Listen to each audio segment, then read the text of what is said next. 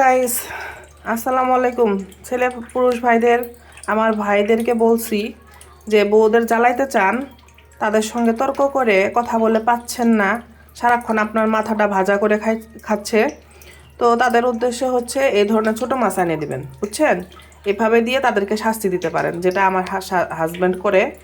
এতগুলা মাছ একবারে কেউ কিনবে? হ্যাঁ, এখানে তো আরও একদম ছোট, মানে কি বলবো, দেখেন অবস্থা এগুলা। এখন এগুলা আমি প্রায় 1-1.5 ঘন্টা থেকে এইগুলার কামলা দিতেছি। মানে তারপরে তো দুপুরে রান্না আছে, আবার মেয়ে খাবে চিকেন রোস্ট। মানে আমার অবস্থা তেজপাতা। এদিকে আমার খালা, আমার হেল্পিং হ্যান্ড, সে হচ্ছে তার সময় নাই, সে ছোট মাছ কাটার সময় তার নাই।